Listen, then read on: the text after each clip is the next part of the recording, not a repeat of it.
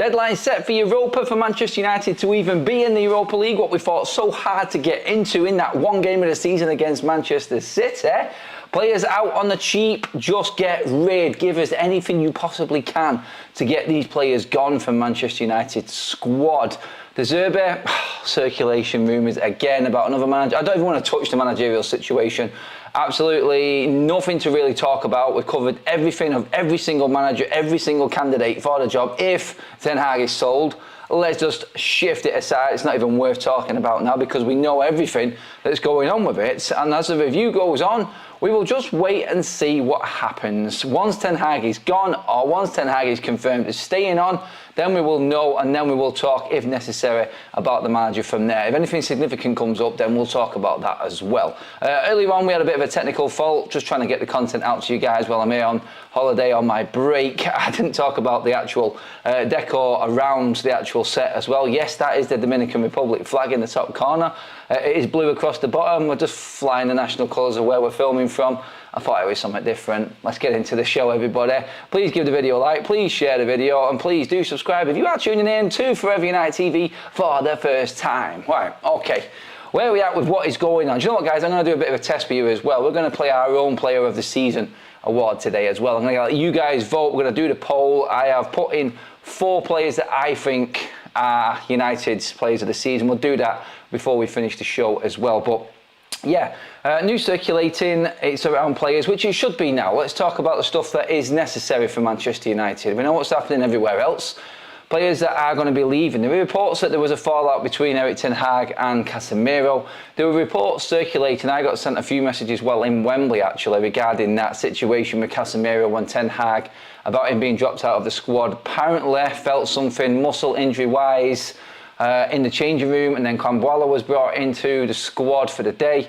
We were then told that that wasn't the case. We're now hearing another story that he is actually unhappy at Manchester United with Ten Hag and wants out. Someone said, I don't know if this is true either, it just shows you how deep I go into silly stories, but he donated his FA Cup medal to Malacia. Well, if the FA Cup does mean a lot, the League Cup meant a lot to him, for him to give away his medal to Malacia, if true, then that's Casemiro saying goodbye to Manchester United. That's all I can say. But you wouldn't do it, would you? You just wouldn't. You wouldn't give your medal away. Not the FA Cup medal anyway, if you meant so much. I mean, this competition is massive around the world. And it's another one to his collection. He's pretty much won everything of significance, Casemiro. Why would he give his medal away? I don't know if the story's right, but if so, then it is adios to Casemiro. Where would he go? Obviously, there is only one place, which, like the thumbnail says, is United's sell-off to Saudi Arabia. Donny Van De Beek is another name on that list. Like, no one in the Premier League is going to fork out a penny for Donny Van De Beek. Not one penny. I would snatch your hand off right now if you offered me 5 million for him. United are going to take a massive loss on a lot of players when you look at the transfer fee when first bought. So a few years back when we bought Casemiro, when we bought Donny Van De Beek, the price what we bought him for then, compared to what we are going to get for him as they exit Manchester United, is completely shot down, is what it is, and it's cut price. It is. It's a massive loss when you look at it that way. I've explained before, no one wanted to listen to it, how football is run and finances are run. Everyone just wants to go in on their own agendas regarding Manchester United have lost, blaming Ten Hag for how much was spent, or Ed Woodward, or Myrtle. When it comes to it, realistically, Casemiro, if you got 25, 30 million for him, it's not a loss. It isn't a loss.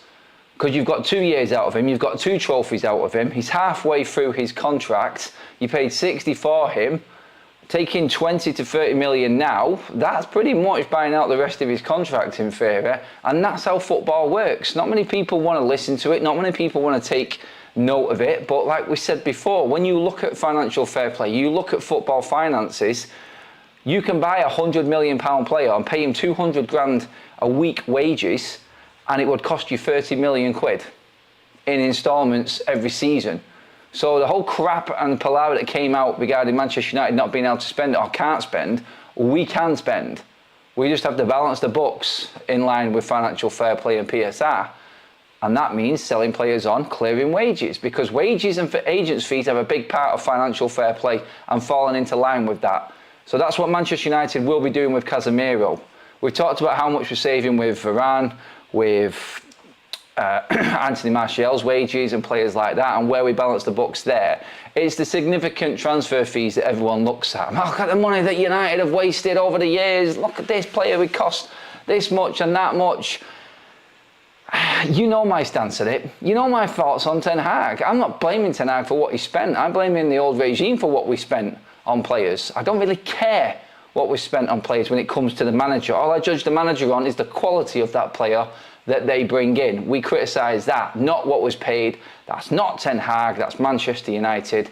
And we are recovering from what was overspending in Ten Hag's first summer out of sheer desperation from John Murtough and Richard Arnold in trying to get Ten Hag the tools that he needed after a disaster of a window. We only opened it up in the last 2 weeks, so we are going to take a loss on what we paid, but realistically, both of them players have been here long enough. If we get certain fees for them, then happy days, move on, the books are balanced, and Manchester United are looking a lot healthier going into transfer window, or the back end of the transfer window anyway, if we can make any more moves in the window, that is, because you know what, we know what we need, we know how many players we need, because nobody's talked about Donny Van De Beek. He's on the books as an asset and a midfielder at Manchester United, central midfielder. I can see, so Manchester United's spine of the side, sorry, I'm like trying to get my words out there. I've only had a few cocktails, I promise you. The weather's lovely, by the way. I'm already catching the sun ridiculously, but yeah, Eriksen, Casemiro, Donny Van De Beek and possibly Sofiane Amrabat will leave this summer for definite, unless we do a deal with Amrabat. Like we spoke about that earlier on today. I think that might be why United are pushed to go for Amrabat, because of the form that he's shown. But again, it just goes down to that review again of the season. Why all of a sudden, off the back of 4 games or 1 game, right at the back end of the season, is this review actually happening? It's like we're judging the last month of the season. Like the last few weeks of the season, it looks fantastic. No, go straight back. Ask Ten Hag why he never played Amrabat when he was on the bench. Ask Ten Hag why he can't get anything out of Donny Van De Beek. No one can. I'm not even going to hold that against him. Ask him about the fallout with Casemiro, the fallout with Anthony and everything, all of that stuff. Why is that happening? That's what the review should be about, not the last few weeks of the season. So all of them midfielders going. Then you've got, obviously, Varane's out the door. Johnny Evans will probably leave. And Lindelof will probably go as well, because United triggered that 1-year extension. We've talked about that many a times. United will be looking for money for either him or Lindelof or Maguire. That's a hell of a lot of players. Big money, don't get me wrong, big wages, and when it comes to clearing the deck, that is a chunk. That is a big chunk of change. We've not even brought Mason Greenwood and Sancho into it. We spoke about them earlier on. If they go, holy lule, wow, that is a wage bill cut in half. And everyone said to me, oh, Adam, what are you saying? You can get rid of all these players in the wage bill, but you still got to bring players in, so the wages are still going to be there. I know, they just won't be on the money that we're on, that them players were on that have left the football club. Manchester United can get rid of nearly £2.5 million worth a week of wages in one window, and then replace that with £1 million worth of wages, therefore saving how much? Yes, double and more wages per week, balancing financial fair play. That's what I'm saying. I'm not saying that we're not going to bring anyone in and that money is just going to sit there. We are going to bring players in. I know that, but they're going to be nowhere near as much money as what them players were on. So Ineos balancing that, Ineos getting into Manchester United and running the football club properly is a promising proposition for Manchester United going forward. Because one thing we won't be able to say after this summer, he's overpaid player, barring Marcus Rashford, obviously.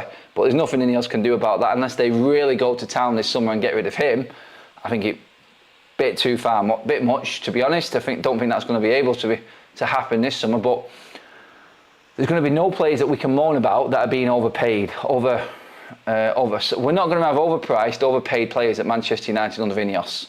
And that's something that this fan base has gone to town on the previous regime constantly, year in, year out, and that is gone. So when it comes to, and I've seen a few messages from this morning's show actually, when people were saying to me like, what is it with this blind faith to Ineos? I'm sorry I've not had a chance to reply to every message. Obviously I am having a break, but I can't stay away from the content. I love it, and I love interacting with you guys and bringing you the content, and I will come to the comment section in a minute. But this blind faith of Ineos. It's not blind faith, it's just the glaring obvious which is in front of our eyes. They are changing things which are going to make Manchester United better. Clearly better. The structure that's there. We're away a month and a half away from Omar Barada starting. Wilcox is in. I'm hoping by the time Barada starts, we will be in a position where Dan Ashworth is also in at the football club. We'll see with that arbitration case coming up and everything like that. So hopefully that will happen as well. But you know where I'm going with this. Manchester United's transfer window now comes down to who wants the players, how much Ineos are willing to sell for cut price, and Saudi really coming into its own and offering the money that Manchester United will not get anywhere else. Can United make it happen where we're actually being able to convince players to go to Saudi? Donny Van De Beek is still young. He's not like Casemiro coming to the twilight of his career, like 31. I mean, he probably still thinks that he is an all right player and can play at a decent level, but realistically, Donny Van De Beek is done at the highest level. He's never going to play in the Premier League for anyone. He's failed everywhere he's gone after leaving Ajax. And that's a horrible thing to say, but it's the facts. It's the truth with Donny. He is not good enough. Not good enough. So, Donny Van De Beek out of the door, whatever price we can get to him. Can Ineos, and this is where I would judge Ineos, that's a dead transfer. Donny Van De Beek, no one wants him. No one of any high standing wants Donny Van De Beek at their club. He isn't good enough. Can Ineos, and I will judge Ineos, if they can make a deal out of that and get money for Donny Van De Beek, wow, seriously. Well done Ineos if they can make that happen. So all eyes will be on them and seeing how they manage to deal with that. Casemiro, I personally feel it's going to be a 25 to 30 million pound deal for him. I think he's gone. I think he'll suit... it is retirement league, isn't it? Let's be honest. The standard of football is shit in Saudi. It really is, and I just don't think anyone going there will be at the height of their career unless they are clearly going for the money. And you look at the players that have come back as well. Whatever conversations John Murto had when he went out there and failed, came back with his tail between his legs again. That was done many a times. What Ineos can do differently to what Manchester United used to be able to do in negotiations, I'll be looking at that more than anything this summer. And I think that's where Ineos will prove to the fan base that they do mean business, that they are different from what was there before. And Manchester United look like an actual outfit, like a proper football outfit. And that's what we have to look at. And that's what I'm looking forward to the most. So it's not blind faith on the part of us looking at Ineos. People saying, look what they've done in League 1 with Nice. Nice are not Manchester United. There's no standards there at Nice. They've found a way. Like, it is a smaller club. They've made mistakes, and what you have to hope is that the mistakes and what they've learned from that, and the structure that they've now put in place, where they've sort of stabilised a bit, is the blueprint to what they're going to bring to Manchester United, but at a higher level. It's like they were just learning what they were doing at Nice, and then coming into Manchester United. So let's just look at that and then take it from there. But yeah, in terms of Donny, in terms of Casemiro, I'm coming to the chat now on everything that I've just been talking about there for the first few minutes, or actually 13 and a half. You know, I'm like, sorry. Straight away, we've got gifted memberships from Modern Samurai. Thank you, mate. Brilliant again. Every single stream, this guy is on it. Will Man United, DM, FIFA Dom, Paul and Ken are all new members of Forever United TV. We have just passed the 100 like mark as well, guys. Well over 550 in the room with us. Thank you for tuning in. I really appreciate it. And I haven't got a problem with doing the content. Some people have said, like, just go and relax, Adam, enjoy yourself. All I'm doing is what I love, and you guys being along for the ride and watching shows like this while we're away. We've got a little setup that I've got on here in the room. It is everything. When the summer comes, tell me you don't go sit on your lounger and just scour the internet for news. You're constantly checking Twitter. You want to know what's going on with United. Are there any changes? Man United, there used to be a time where every time I went away, every single summer, United signed a new player. Like every summer. I go back to the days when there was no phones. I literally went out, found the nearest shop and got the paper to try and find out what was going on back home. That's what it's like. And it just, you know what, it's so nice just to have people there wanting to be involved in the shows as well, and show a bit of appreciation for what we do here on FUTV. I am a one-man band in terms of the broadcasting side of things and presenting side of it, but we have everyone behind the scenes as well, like Kaz and Josh and everyone, and people who help out on match days like Graham. We're doing some filming and stuff like that. We are just what we are. We are a proper YouTube channel, a proper setup, and you know what, we don't try to be anything else. We're just fans, and that's what's important. And you know what I love about this channel? The comments. And there we go, let's have it. Being a critic of Rashford, but would be sad to see him leave, especially to Arsenal. No, Mad, honestly, we need, I understand it, like a Manchester lad going, that side of it, completely get, mate. But we need to let go. We need to learn to act like a big club and let go. We don't let go at this football club. I don't know where our standards have gone, but this is the thing that other clubs do that we don't. Manchester City, for instance, on this, in terms of what we're going on about, and Jay as well, sorry, just been reminded, Jay does a lot of work with us coming on the shows as well, so a massive shout out to Jay. And all of the guests, in fact, that have actually come on, but yeah, it is a team effort. I know I'm the face of it, but there is a lot that goes on, a lot of work that goes on behind the scenes, and a lot of support as well, so thank you again to everyone. Going into, like, letting go and acting like a big club. When Pep Guardiola came into Manchester City, Pellegrini wasn't a bad manager, was he? He was nowhere near the level, Manchester United were nowhere near the level of what City were and what we're talking about now in the situation we're going through. We just won an FA Cup. Pellegrini wasn't far away from actually winning the title again. He'd won it the season before that. And Pep Guardiola came in and no one had a problem. No one had a problem. We've got this myth, United fans, that we are not a sacking club. We are a one manager club. No, we're very lucky that we've found the right people a couple of times, and they've been at the club for years, and they are the bedrock and the foundation of what Manchester United are. But they're not your everyday manager. They're not the manager that comes along all the time. And you have to find these. City found it with Pep. Liverpool found it with Klopp. These managers are hard to find, so you do end up sacking a few managers. You just have to accept it, you do that. But he came in, changed everything, got rid of the back four, got rid of the keeper, all these players that actually were cult favourites with the City fan base, just got rid of them. And you know what, they were at a level where they weren't bothered because they wanted to get to that top level. I can understand that, and United work differently in that way. We've been there before, we just want to get back there again, but we do have to accept that there is going to be a bit of heartache, and there's going to be a few upset people regarding players and coaches and managers are going to leave over the next few years. We just have to accept that to get there, you do have to sacrifice. It's not straightforward. He will come good, and let's hope that he comes good. You make crucial crunch decisions as a business owner and owner of a football club that need to be made. We're paid to talk about what we talk about.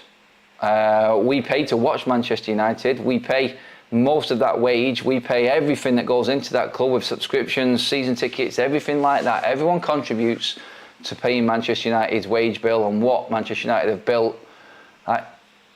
Everybody else, ownership-wise, they cannot look at it that way. We have to just take ourselves away from the sentimental side of what a football club is and the fan side of it. We just have to deal with what comes. And it's not like Ineos are trying to destroy Manchester United by getting rid of Ten Hag if that's what they want to do. They're just looking at what the next step is. But yeah, into the chat we go again. Just on that Marcus Rashford one there, that's what it was. Like, we are going to have to let go of players. We're going to have to get rid of player favourites, fan favourites. It is the nature of the beast. It's Manchester United. And if we want to get back up to where we was, players will fail and players will be let go. Eric Ten Hag needs to go on the basis of Premier League, Carabao Cup and Champions League, says Michael. Anthony says, I like the look of Emerson from Atalanta. He looks like a quality player for holding midfield. There were a few players in that Europa League final. Emerson and Scalvini at the back from Atalanta were outstanding. brilliant prospects, and United have been linked with both of them players. They wouldn't be bad acquisitions for Manchester United, they wouldn't. We're building a team for the future. Ineos needs to sort the stadium. The stadium will come second, Alex, it always will. Ineos won't be paying a player who was on 20k a week, 200k a week. There will be better negotiations. Mayo Red, 100% agree with that. That is exactly what Ineos will be doing. Arsenal and Chelsea would buy Sancho. Why weren't they in for him before when they needed a player like that? Why was it just Manchester United? Did they see sense and United were just gullible? That's a question you've got to ask yourself as well. I feel bad for Donny because he looked promising in his first few games. Lack of game time killed his career. If you are a quiet lad, I'm not saying quiet lads don't make it at football, but it just looks like a bit of a mouse. I remember Donny was the first player I ever interviewed, and he looked like a rabbit in the headlights. He looked scared shitless, I'm not going to lie, honestly. He just looked lost. He looked like he didn't belong there and acted like he didn't belong there. He never seemed to say the right things for me or act the way that he should. Like, he celebrated a goal in pre-season like he'd just won the Champions League final. It's like, no, it's in, get on with it, let's go and try and get another goal. You celebrate big victories at Manchester United. Huh? Now, don't get me wrong, celebrate like you scored a goal, but don't go over the top. I'm talking the likes of Anthony and his celebration with the Sonic. I mean, come on, seriously. Let that go, Anthony. I'm probably old school with that. I mean, he loves his kids. And some people like that sort of thing. It's just not my cup of tea. I'm not saying it's right or wrong. I don't like it. I'm just a dinosaur when it comes to things like that. Sorry if I offend anyone in the way I actually put that across, but it's just not me. And I'll just be honest. Real talk, City have 100 million players coming off the bench. We need to keep moving. Did they cheat to get it? I love saying that, but yeah. We do need to keep moving. Our bench was decent against Manchester City. We had options off the bench. That's what a good squad will do for you. It will.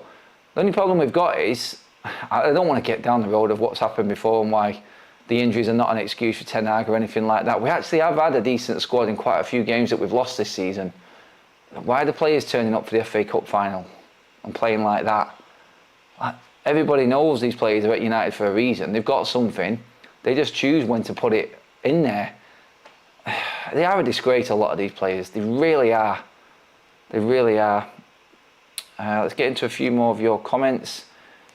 Can't see Scalvini coming to United. Edison, yes, says Madhouse. In terms of money, really, mate, because Scalvini is what, 60 million rated, not going to be easy to get hold of.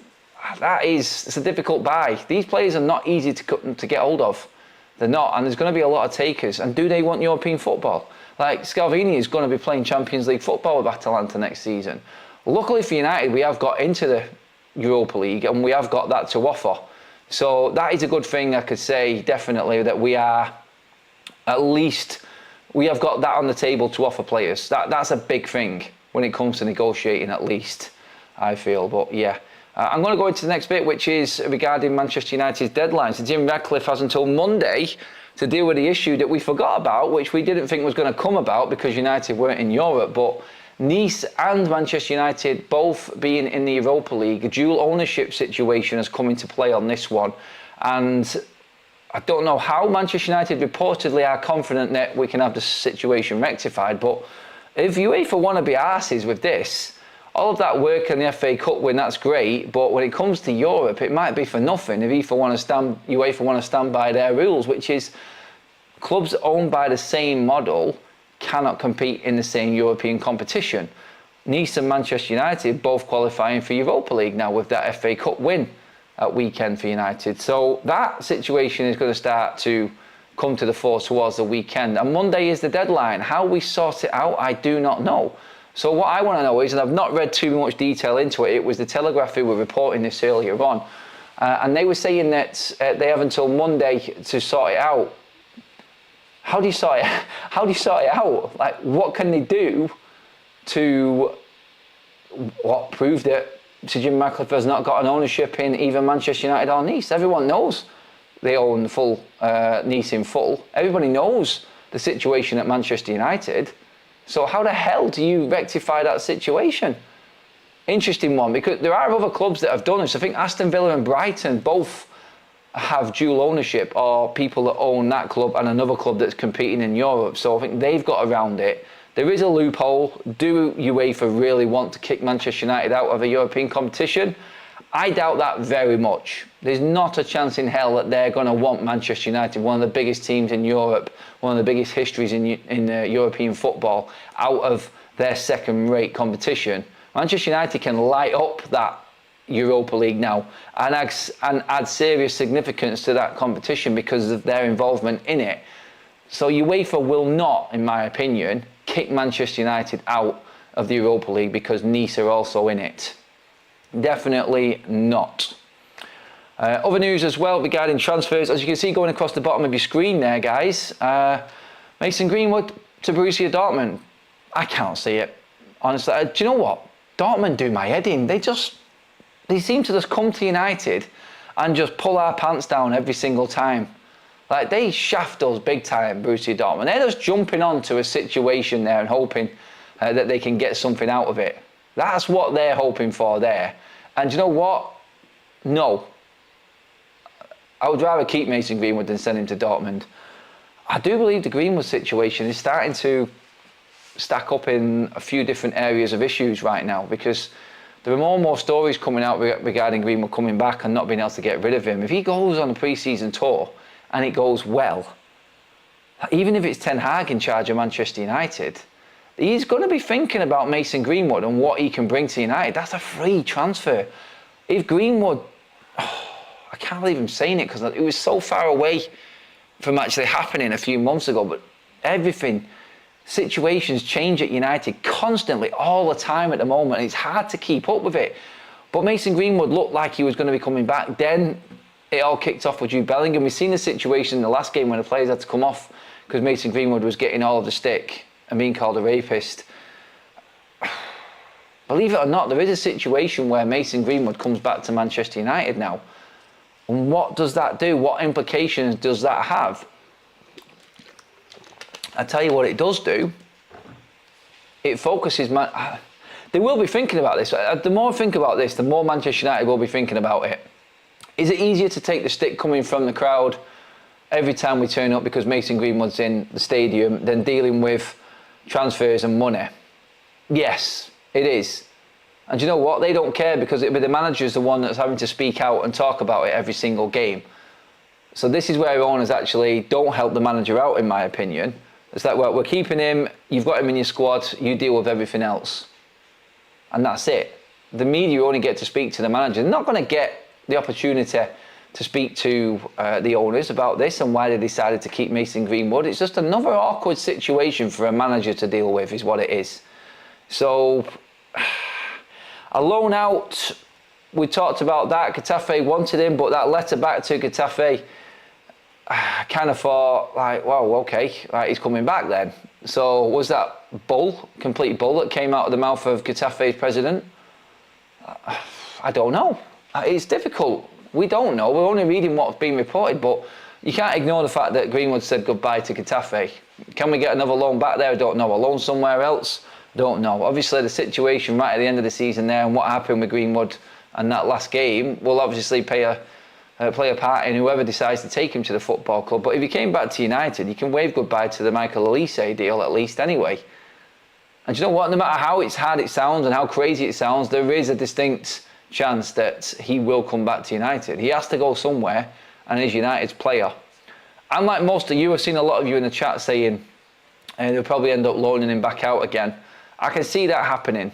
And you know what? If Dortmund were in for a player, it would be just them to go and take Mason Greenwood on loan. Again, just sting United and steal another player. That's what it will be. Jarvis Cocker, according to the Swedish Rumble, we can spend up to 260 million before sales without breaching financial fair play, PSR and UEFA's football earnings rule. Do you find that realistically? That's what I've said, Jarvis. I've been saying this all along. The myth of Manchester United not being able to spend in January was blown up when the figures got released. All of these financial football experts and everyone talking about this is not crap. You cannot ignore. United have to release them figures. And if you know financial fair play, I know a little bit of it. I don't know like what Swedish Ramble and a lot of these experts know, but when you read what they say and you go into detail about what they put out in their reviews of everything and what Manchester United can and can't do, every bit of United finance is there and it's released. It has to be. So everyone can see the figures. And Manchester United can spend. We can spend over £250 million without selling players if we do it right. But it works in a way where Manchester United are making space for players, not necessarily, like we said before, we're not going to get big fees. We don't need transfer fees to actually make financial fair play. If we release players, then we can balance financial fair play with the fact that the wages has gone down as well. There's a lot that comes into PSR and financial fair play that people just cannot be asked reading into. But Swedish Ramble is a great account on Twitter which does go into detail on a lot of that stuff, and I love it. He's an absolutely fantastic account, and I love reading his threads that he does on Twitter regarding the details of finances. He did a great piece on Manchester City's 115 charges as well. You go and look at that, and that breakdown of that is fantastic because I've watched the documentaries and the programmes on that as well, and he makes an awful lot of sense. So, yeah, that is a fact, and them figures don't lie. They're there for everyone to see and everyone to judge. And Manchester United can balance books and bring in these types of players if they want to. Now, in that as well, we do have to go into the revolving credit. The only reason why we probably won't spend that much is because that's not seen to be a viable option and sustainable option going forward. That's why we probably won't spend 250 million. If you read into it in more depth, if you're interested in that nerdy stuff like I am, then go for it. And you will see, it'll open your eyes up, it will. If you really want to see the details of it anyway. But yeah, I need to touch on the De Zerbi stuff again. I didn't want to make a big deal out of it because how much have we talked about the managerial situation? It's not done. Ten Hag is still manager. I'll talk about De Zerbi once Erik Ten Hag is sacked, if he is sacked, and then we can deal with it there. But one thing you can say is, like, if you put, for me, if you give De Zerbi Manchester United's team and Ten Hag Manchester United's team, you told them both to go out and get United as high as they possibly can in the league, I think De Zerbi's style of play would get him higher than what Ten Hag is. The only problem I've got with De Zerbi, and I've said this before, is that we are going to be... We're going to be with a man that's got a style of play, but he's got no record of getting anyone over the line. Sorry, just reading something that's been said. I'm just reading through a few things. Sorry, I've missed anything here, guys. I've been rambling on. I do apologise. Apparently, Kaz just told me now, Stu's renewed his membership and I've not seen it. Sorry, Stu, there it is. What's the temperature there, mate? 31, 32 right now, I think it is. That's a renewed membership from Stu. He's been a member 5 months. Thank you, mate. And Kaz, cheers for that. Really appreciate that. When I go on one, I tend to forget. I do apologise, guys. We're about to creep over 200 likes as well, guys. Thank you very much. Over 800 in the room with us as well. Epic show. Thank you, everyone. Michael Arthur has also just renewed his membership as well. Get Erik Ten Hag out. He's gone straight in with that comment and used his renewal just to go in on Ten Hag. Give the video a like, please, guys. Over 200 is just about to be hit. I've been sent something else here as well. Manchester United staff have been offered early payment of an annual bonus if they resign by next Wednesday as part of Sir Jim Ratcliffe's edict to get all employees into the club's offices and his push to trim the workforce. Ooh, that's from Jamie Jackson from The Guardian there. That's one heck of a brutal cost-cutting exercise, isn't it? There you go. There's your payment up front. Bye-bye. I didn't expect to see it, but it's definitely a sign that Sir Jim Ratcliffe is he's doing everything he possibly can to make his stamp or put his stamp on Manchester United. He's trying loads of different things. We've seen it with how he's cut the expenses of the FA Cup final, the staff, the players, the families and friends and stuff like that. He's cut everything off. And now with the staff and the workforce coming in to the office as well, he's going to save and get more out of them. And you're basically looking at a man there that's going to do all of the minor little detail stuff, bring Manchester United back into line, to use it to get Manchester United back into the glory days again. Now, it's not going to seem like that seems like it's not going to do anything in terms of cutting staff and things like that, but they're all about minor games, and that's why he keeps talking about the patience side of things, and just bearing with us. I think that's important. So we just have to look at that and just give that a chance. But that's quite brutal, that one. And it just goes to show that he's trying to get things moving very, very quickly, which is a good thing, I think. And it's... I don't know. I'm all for all the minor gains and everything like that, and pushing every single angle.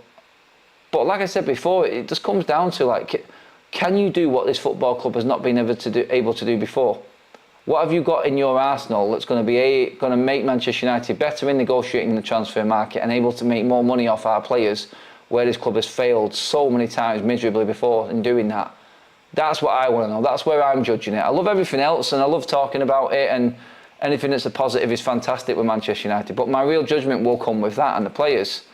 And I just feel like a lot more needs to be done yet, and they're not convincing anyone. And I understand it, like the comments before, like blind faith and everything like that, and why. I just see the things they're doing and I like it, but there is a lot more that needs to come. Okay guys, to finish up the show, we're not done yet. I'm just doing something quickly now. I'm just writing it up. I'm going to do a poll. I did say this at the start of the show. I wanted to do our player of the season. So I'm just jotting down a few players here. There are a few that I could have picked out, but I've gone with 4 players. I want you guys to vote. The poll is up in the chat right now, everybody. And if you're catching up later, get your comments in. Let me know who your player of the season would be. I've gone with Dalot, Garnacho, Mainu and Jonny Evans. I thought that was fair. Bruno could have gone in there. Bruno's an obvious one. And do you know what? If there was 5 options, I would have put Bruno in. But I put Jonny Evans in just because of the circumstances. All these other players. See, Bruno's performance this season, I'd expect. And more. I think the other players have gone up another level in the midst of carnage, which this season has been. And I think that's a fair comment. I think these players that have improved in this season, which has been horrific for the larger part, have done a lot more. And I hope you understand where I'm going with that, because I don't mean it just like these other players there that don't deserve it, they just haven't performed well enough, and Bruno should be in there. Yeah, he could have been, but I think them 4 definitely. Erik ten Hag is the only one that can make this Man U play the way we want. Thanks for the renewed membership as well, Erica. 5 months, mega. I love that. I don't think that's true though, personally. There's definitely other managers out there, and I think there are better managers out there. I don't think it's just him. That's a CEO/executive move, but not very generous to the working class people who work for the club, who love the club. I think the ones that love the club are probably the ones that are already in the office, mate, and have not even blinked at that offer of coming back and working from the offices in London and in Manchester. I mean, if you love Manchester United, I think this is where Ineos are going with this. Is they're trying to, like, I think, just sieve out the ones that are not fully on board with the project. If you want Manchester United to succeed, you're going to be working for Ineos. If you're there to collect a wage, you're probably not going to be there working with Ineos at Manchester United.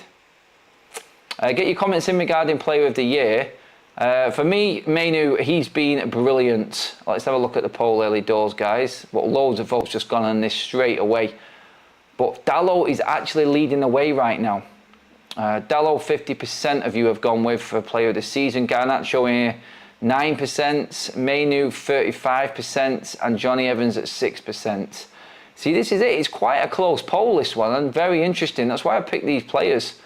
I think they've all deserved credits. Mainu got picked for England on his performance. I rest my case, it says Daz Salford.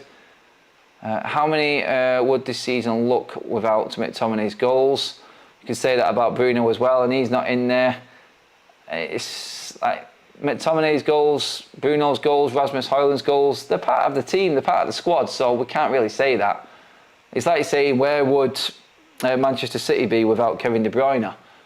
where would they be without Erling Haaland? Well, Manchester City signed him, the City players, so it's an irrelevant argument altogether. There's no point. Like, you can say that we have definitely done better with him in the side, but to say where would they be without, they're never going to be without because they're part of their team. Let's see, what's a horrible way for Casemiro to go. It really doesn't reflect good on United. So bad. I think it is down to Ten Hag, this one. All of the rumours are going towards Ten Hag with a Casemiro fallout. Let's get as many votes in as possible. I'm going to shut it down as soon as we get over 200 votes. Just wanted to do a quick fire one right at the end of the show, guys. So please get on the poll in the chat. Let's see how this goes. Mainu, Garnacho's just had a little move. Dalot down to 49% now. Mainu is trying to close in, but I don't think he's going to catch him. And it looks like Dalot is going to win this with a landslide, really. Almost there. 11 more votes. Just wanted to see where you guys were at, because Dalot, I think, has been brilliant this season. Mainu definitely up there fighting for it, and almost at 250 likes as well, guys. Thank you very much. Okay, almost there. A few more votes, everybody. Go on, get them in as quick as you possibly can. Johnny Evans, some people say honourable mention, really, more than anything. I thought he's been one of our best defenders this season. Banana Player of the Year. It says Modern Samurai. Cheers, mate. What else we got here? Garnacho gives us something the rest that did it for half a season. It's a fair point, Carl, as well. I get that. Too busy watching you these days, Adam, says Roddy. Who is the better manager out there? Mr. Matic, realistically. Who is the better manager out there? Everyone knows, I think, the best option if you're going to get rid of Ten Hag is Thomas Tuchel. The rest, I think, nowhere near the same quality. We shut the poll. I'm going to shut the poll now anyway. Loads of votes came in there very quickly, which I'm pleased about. Thanks, guys, for getting involved in that. And our player of the season, and I think quite rightly, he has been an ever-present and a consistent in this United side.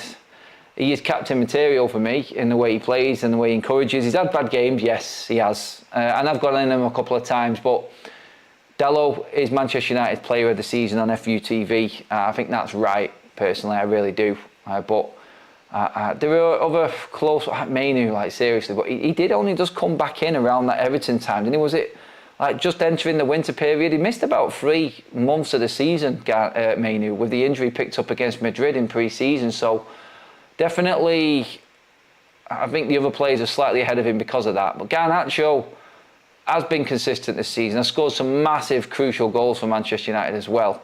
But I'm looking forward to next season, seeing the development of them again. You could have put Højlund in there, 16 goals in his first season, the pressure that he was on. There are a few players, honourable mentions, but that's it, guys. Thank you so much for tuning in, everybody. I'm going to get back out there. I'm going to get a cocktail. I'm going to put my feet up and try and relax. Hopefully you guys have a good evening. It is still quite early here, to be honest. I'm 5 hours behind everyone in the UK. So hopefully I'll be able to get some sleep tonight. But, you know, that was difficult. I don't think I've slept for like 36 hours. Nightmare. But absolutely loved it, guys. Please do make sure you are subscribing to Forever United TV. Make sure you give the video a like. And make sure you're tuned in. I will bring any news that comes. Like I said, it is more scattergun earlier on. If you weren't listening, the live shows will come, the pre-records will come while I'm out here. I am going to try and relax. Kaz is going to try and drag me to that poolside and to the beach whenever she can. I will go willingly. I'm not going to lie. I'm not bigging it up like it's nothing. Like I just want to work. I do want to relax. I can't help it. I love you guys and I love being in the chats and getting your involvement in everything. Even if we're across the other side of the world right now, we still carry on. United goes on. Another day done. I'm not even going to mention any review. Oh, just did. Best leave it there. Guys, thanks for tuning in. Really appreciate it. I will see you all tomorrow. Have a fantastic evening. And up the Reds again as always.